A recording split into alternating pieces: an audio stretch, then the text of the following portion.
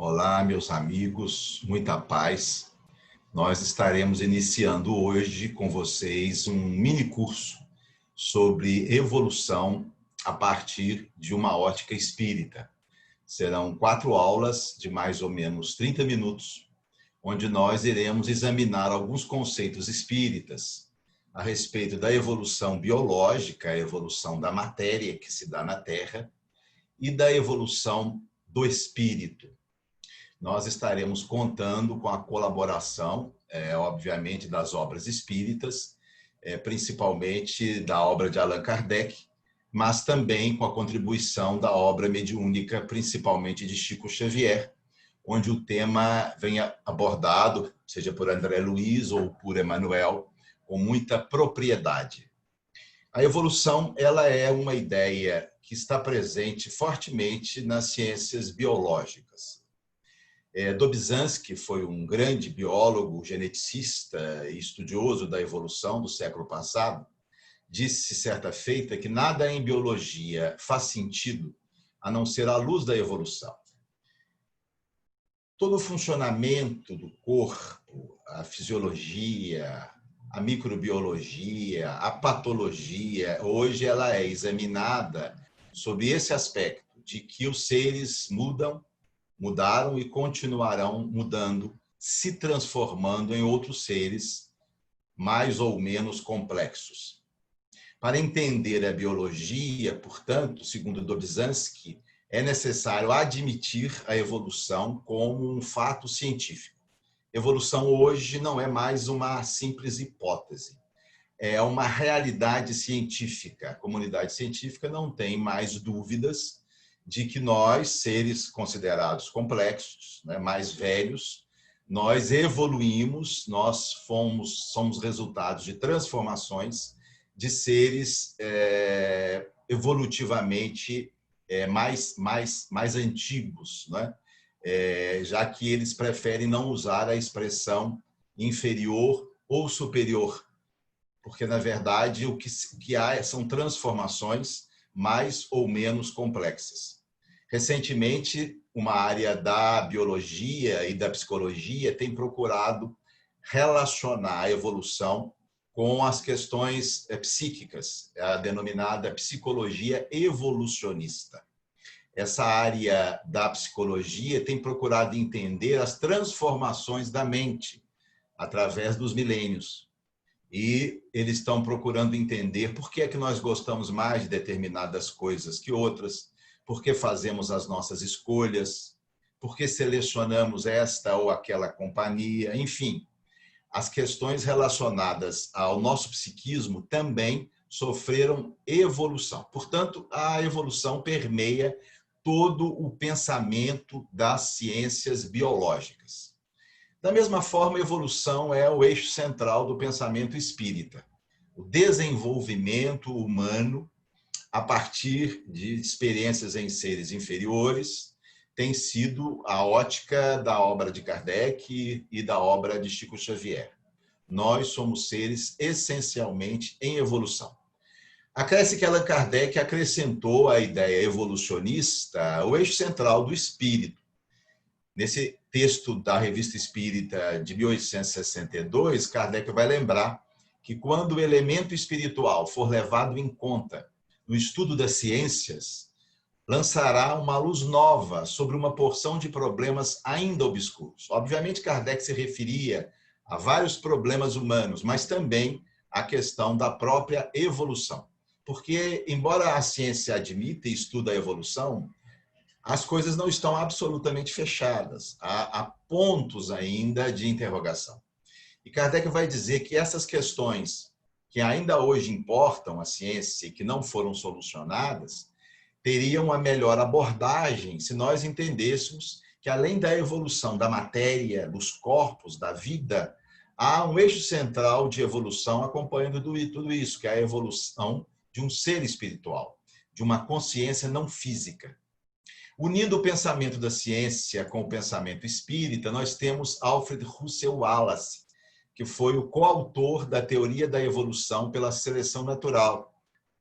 Apresentou essa teoria junto com Darwin, no final, meados do século XIX. Russell Wallace tornou-se espírita e já numa fase mais final de sua vida, ele vai dizer que a razão de ser do universo é o desenvolvimento do espírito humano. Wallace apresenta uma hipótese, uma teoria teleológica, ou seja, tudo evolui a partir de um princípio, de uma finalidade.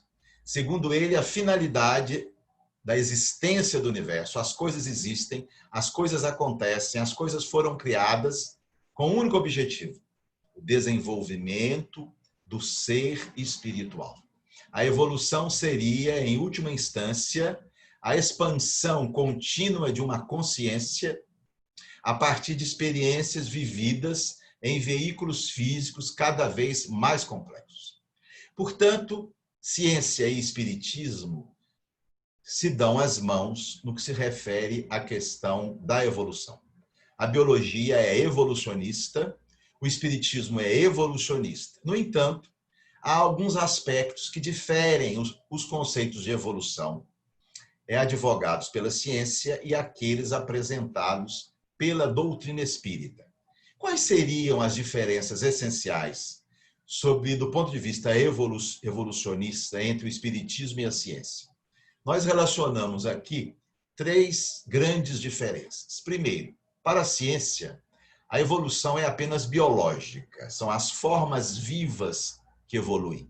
De seres muito simples, como as bactérias, chegamos a Homo sapiens, que seria, teoricamente, o topo da escala evolutiva até o presente momento. A matéria evolui, mas não se fala em evolução espiritual porque a ciência, por ora, tem tido um comportamento materialista. O espiritismo vai dizer, evolui sim a matéria, evolui a vida, mas evolui também o espírito. E o eixo central da evolução é o espírito. É uma consciência não física que se expande a partir de diferentes experiências, seja na dimensão física, seja na dimensão espiritual. Uma outra grande diferença no conceito evolutivo é que, para a ciência, evolução é mudança. São transformações que se operam nos genes ou nos hábitos culturais de uma população. Qualquer tipo de mudança é evolução. Para o espiritismo, a evolução implica aprimoramento, melhoramento, intelecto, moral. A biologia oficial não vê esse aspecto teleológico, ou seja, não há uma finalidade na evolução. As mudanças ocorrem em decorrência de fatores externos, não existe uma ordem central que permeia esse processo, não existe um poder superior que o orienta, nada disso. Simplesmente são forças cegas, forças da matéria, aleatórias. O espiritismo vai dizer que não. Essa evolução, ela tem um objetivo central, ela tem uma coordenação central e objetiva o desenvolvimento do ser espiritual. Assim, para a biologia, a evolução não implica progresso. É apenas mudança, não necessariamente progresso. Para a biologia, por exemplo, determinadas espécies podem até sofrer transformações que, do ponto de vista teórico, seriam uma involução, um retrocesso. Por exemplo, peixes que vivem em águas profundas perderam os olhos. Para a gente isso seria um absurdo do ponto de vista evolutivo. Como evoluiu perdendo os olhos? Para a ciência, sim. Qualquer modificação que permite com que o ser vivo sobreviva é evolução. Peixes que vivem em águas profundas pouco teriam benefício com olhos na medida que a luz não chega e eles não teriam o que ver. Então, aquelas espécies que perderam os olhos ganharam porque não tem o custo em manter um órgão tão sofisticado como o olho e, com isso, desenvolveram outros sentidos. Então, para essas espécies, a perda dos olhos foi interessante porque elas conseguiram sobreviver num ambiente que para nós seria hostil. Então, a evolução são simplesmente mudanças, transformações que acontecem. E nada tem a ver com melhoramento, com progresso. Para nós espíritas, a evolução é progressiva. Ela tem um objetivo, que é o nosso aprimoramento. E a ciência, na verdade, ela tem razão quando ela diz que não se pode pensar em progresso, porque se nós fôssemos pensar assim, essa ideia ela não teria sentido. Até mesmo na biologia, na medicina, a palavra evolução é usada num sentido que para nós espíritas é estranho. Às vezes o médico pode dizer assim, o paciente do quarto tal evoluiu para o óbito, morreu. Bom, até que para nós evoluir para o óbito não deixa de ser evolução, não é? Sai dessa prisão que é a Terra e vai para a vida real. Mas estranho, evoluiu para o óbito, morreu. Sim, porque para a ciência oficial, a evolução é apenas transformação e mudança. E eles têm razão em pensar assim, porque se nós formos imaginar que a evolução material, a evolução biológica puramente, ela é progressiva, será frustrante na sua própria essência. Nós estamos evoluindo para quê? Para a morte total. Nós sabemos que daqui a 5 bilhões de anos, o hidrogênio do Sol vai se esgotar, o Sol vai se esfriar e toda a vida que depende dele será extinta. Então, que evolução é essa? Uma evolução para o fim? Se nós examinarmos, por exemplo, que a Terra sofreu grandes extinções em massa. Há 200 milhões de anos, erupções vulcânicas geraram um efeito estufa que dizimou 90% da vida do planeta. A Terra já havia se recuperado quando há 65 milhões de anos, cai um meteoro no Golfo do México e gera uma mudança climática e durante 100 anos, 70% da vida do planeta se extingue, inclusive todos os grandes répteis. Como é que nós podemos pensar em progresso se a extinção sempre ronda a Terra e a destruição de seres vivos? Mas quando nós examinamos a evolução sobre o aspecto espiritual, sim, aí nós podemos pensar em progresso, em aprimoramento. Não importa que as formas vivas desapareçam, o ser espiritual ele é imortal. Ele prossegue, ele continua. Mudam as formas vivas e tem mudado. Acredita-se que 99% das espécies que existiram na Terra desapareceram. Uma espécie, por exemplo, de vida terrestre, vive em média 2 milhões de anos, depois desaparece. Uma espécie aquática vive um pouco mais, em torno de 4 milhões de anos, e desaparece. Como se pensar em evolução sob o aspecto biológico, se essas espécies estão sempre em extinção? Portanto, a evolução, minha gente, ela é espiritual. O espírito é o eixo central da evolução. A matéria se transforma para que o espírito viva novas experiências, experiências diferentes, que vão permitir o seu aprimoramento. Vamos, então, começar hoje o nosso estudo a partir da evolução biológica. Como a matéria viva tem evoluído no planeta Terra? Quais as teorias que prevalecem para explicar o desenvolvimento do espírito a partir das experiências físicas e como o espiritismo tem analisado essas teorias da ciência convencional. Para explicar a evolução biológica, os cientistas têm entendido que uma série de processos foram se dando e que nós esquematizamos de uma forma muito simples nesse eixo apresentado aqui. A energia se transformou em matéria, a matéria adquiriu uma vida primitiva, uma vida muito simples. Essa vida, com o passar dos milênios, foi se tornando mais complexa, até que, com o Homo sapiens, surgiu a inteligência.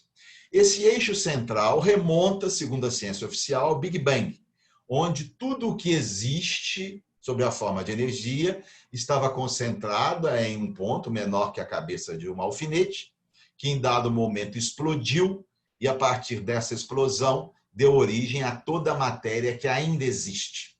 Essa matéria na Terra, em dadas condições, a partir de mecanismos absolutamente desconhecidos, deu origem à primeira forma de vida, uma bactéria muito simples. Esse ser muito simples, que deveria ser uma bactéria, foi sofrendo transformações sucessivas, dando origem ao aparecimento das plantas, de animais com muitas células, até chegar no homem, onde se estabeleceu a inteligência.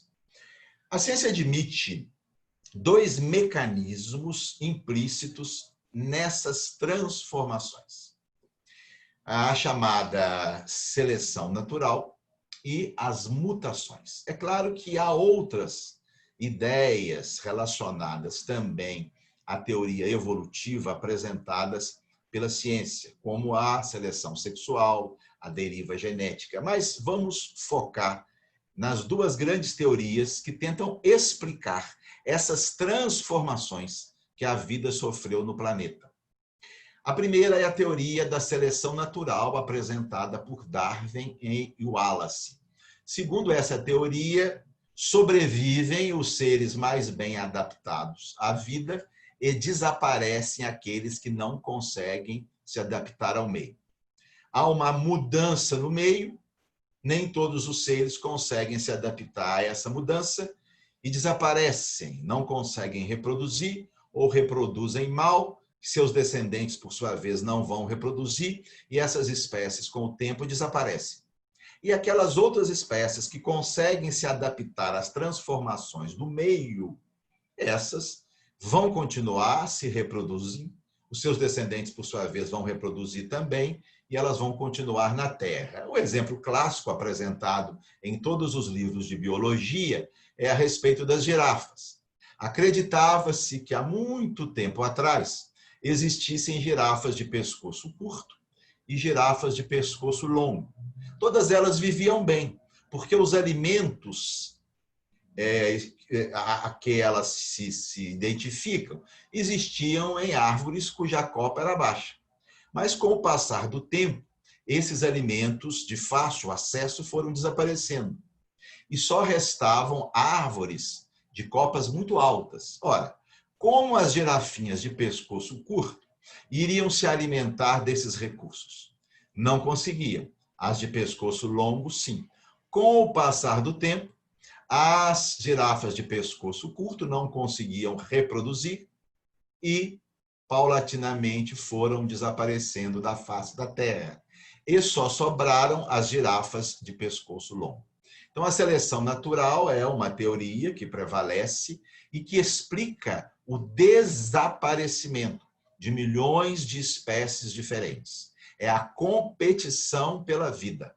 Os mais aptos sobrevivem, os menos aptos desaparecem.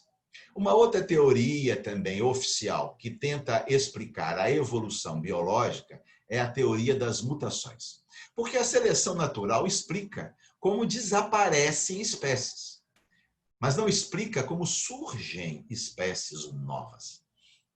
O mutacionismo, ou seja, a ideia de que mutações que acontecem no patrimônio genético dos seres permitiram o aparecimento das novas espécies. Então, essas são as duas teorias que prevalecem. Vamos falar um pouquinho a respeito das mutações. Nós temos aqui uma célula. No núcleo da célula, nós temos uma estrutura chamada cromossomo. A célula humana possui 46 cromossomos, exceto o óvulo e o gameta, que possuem metade, 23. Nos cromossomos existem uma estrutura chamada genes. Eles estão contidos nos cromossomos. O que é o gene? O gene é uma molécula de ácido desoxirribonucleico, que é o DNA. É uma molécula grande e os genes, na verdade, são pedacinhos, são fragmentos dessa molécula, contidas, portanto, nos cromossomos que se encontram no núcleo das células. Nós possuímos mais ou menos 30 mil genes distribuídos nesses 46 cromossomos de cada célula humana. Por que os genes são tão importantes assim?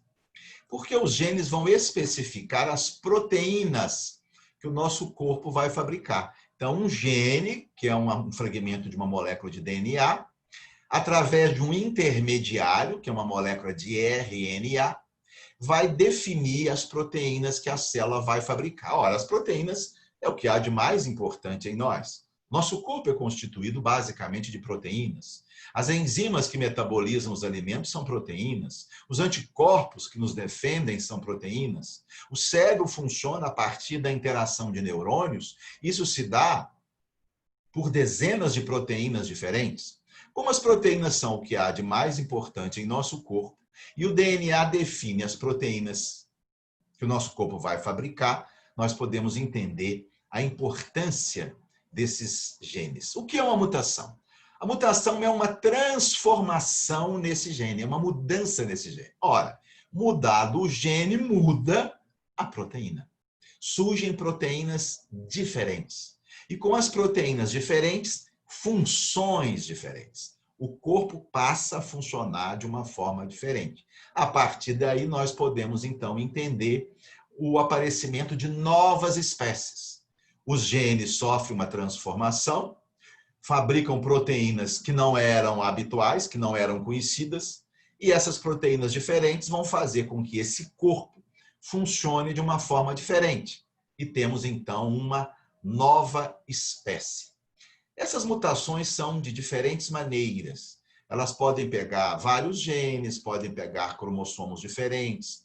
Um pedaço de um gene pode mutar de um cromossomo para outro.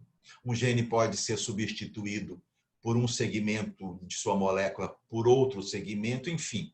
São muitas mutações diferentes e cada uma delas pode dar origem a características novas, permitindo o aparecimento de seres vivos, diferentes daqueles que existiam antes. O que é que o Espiritismo nos diz a respeito dessa teoria da seleção natural e da teoria das mutações?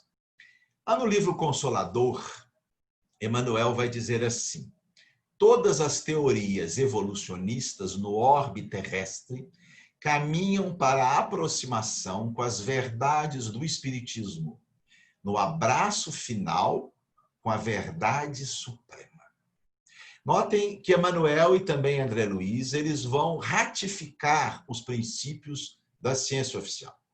Eles vão dizer na sua obra que efetivamente a ciência está correta ao admitir que há uma seleção natural e ao admitir que mutações, sim, estão presentes na base, na gênese das novas espécies. Emmanuel vai dizer que no final nós vamos ter uma síntese espiritismo-ciência, porque a ciência tem apresentado teses que concordam com as ideias espíritas na sua essência, na sua generalidade, embora haja alguns detalhes que nós vamos ver que as diferenciam. Mas, de uma forma geral, tanto a teoria da seleção natural apresentada por Russell Wallace e Darwin, como a ideia das mutações, são assimiladas pelos autores espíritas. Em A Caminho da Luz, no capítulo 2, Emmanuel vai dizer o seguinte: olhem só, o reino animal experimenta as mais estranhas transições sob a influência do meio e em face dos imperativos da lei de seleção. Então, Emmanuel textualmente admite que a ciência está certa ao afirmar que os seres mais aptos sobreviveram e os menos aptos desapareceram.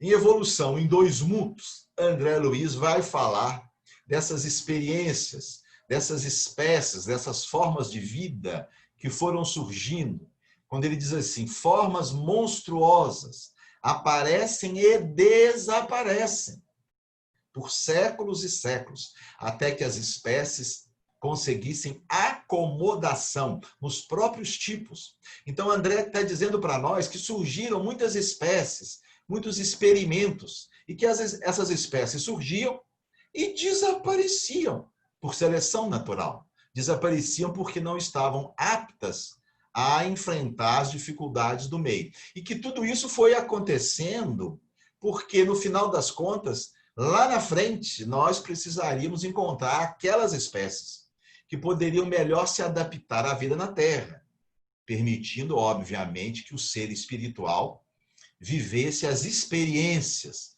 nesses veículos cada vez mais complexos.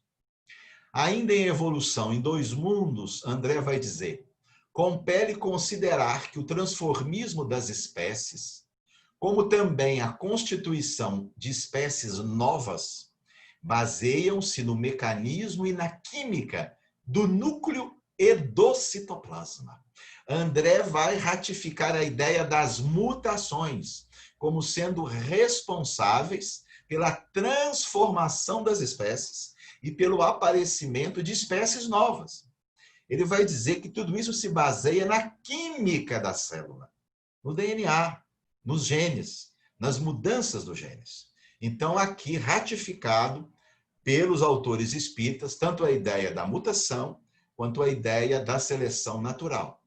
Em A Caminho da Luz, Emmanuel vai dizer que os artistas da espiritualidade edificavam o mundo das células, iniciando nos dias primeiros a construção das formas organizadas e inteligentes dos séculos por vindouros. Ele vai colocar que a ideia, sim, de que essa evolução se dá a partir das modificações do patrimônio genético, mas que essas mutações, essas modificações, muitas vezes, tinham ou sofriam uma influência do que ele chama de artistas da espiritualidade. Aqui ele vai apresentar uma ideia espírita. As mutações, sim, elas acontecem. Há modificações nos genes que fazem surgir proteínas novas, que fazem com que os seres assumam comportamentos diferentes.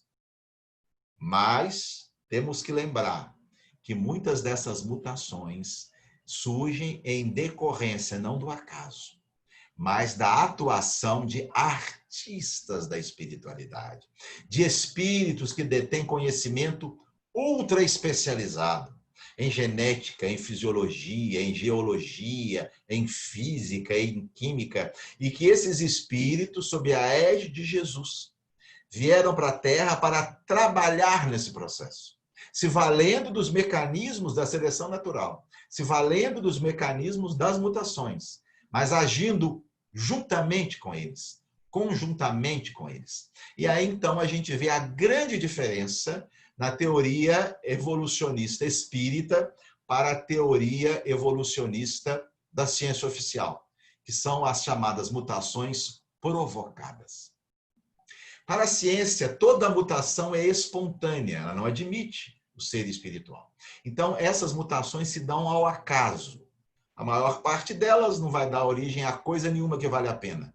Mas, de vez em quando, uma dessas mutações é interessante, porque permite a formação de uma proteína nova que é boa para aquele ser, que lhe dá uma capacidade nova. O Espiritismo vai dizer que essas mutações são selecionadas, são induzidas pelos seres espirituais altamente intelectualizados que acompanham a evolução da Terra. Aí, então, nós chegamos, já para concluir, à ideia do design inteligente.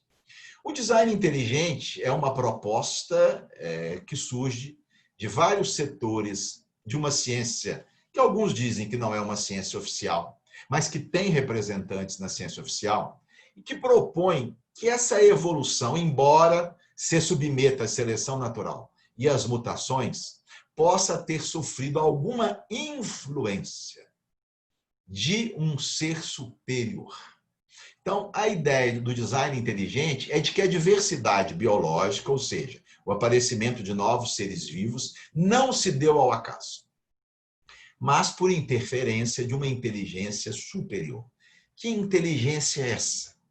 Os criadores do design inteligente não afirmam categoricamente que inteligência é essa, mas sugerem que essa inteligência seja o próprio Deus. Então, seria Deus que foi interferindo nessas formas e permitindo que a vida saísse de uma condição primitiva e chegasse à vida complexa como nós a entendemos hoje. O Espiritismo faz algumas críticas à ideia do design inteligente como sendo Deus. Por quê? Ora, se fosse Deus comandando a evolução, nós não teríamos nada sem sentido. Nada que iria desaparecer depois. Deus é a inteligência suprema do universo. Imaginar que Deus tivesse alguma coisa para não dar certo é um absurdo filosófico. Como nós, então, iríamos explicar o aparecimento e o desaparecimento dos grandes répteis? Ora, será que Deus não sabia que isso não ia dar certo? Que ia cair um meteoro no Golfo do México de mais ou menos 10 quilômetros a 65 milhões de anos e iria destruir todos esses seres? Deus deveria ter poupado a história evolutiva de um fenômeno assim. Então, não dá para admitir que Deus tenha ele próprio, diretamente, criado essas mutações que iriam permitir o aparecimento de outros seres. Mesmo do ponto de vista da evolução humana, o nosso corpo tem algumas coisas que não são muito bem boladas, que não foram muito bem boladas, se Deus tivesse construído tudo isso aí. A gente sabe que, eventualmente, uma pessoa morre por engasgo. O alimento que deveria descer pelo esôfago para o estômago, ele cai num tubo errado, vai para a traqueia e obstrui ali a entrada do ar para os brônquios, o indivíduo morre engasgado. Sabe por que isso acontece? Porque no nosso corpo acontece o seguinte, esses dois tubos, o tubo que leva o alimento para o aparelho digestivo, que é onde está a laringe e o esôfago, ele é paralelo a um outro tubo que conduz o ar para os pulmões, que é a traqueia, onde está a laringe, a traqueia e os brônquios. Então, dois tubos muito próximos uns do outro. O esôfago, que conduz o alimento para o estômago, e a laringe, ou laringe, com a traqueia, que conduz o ar.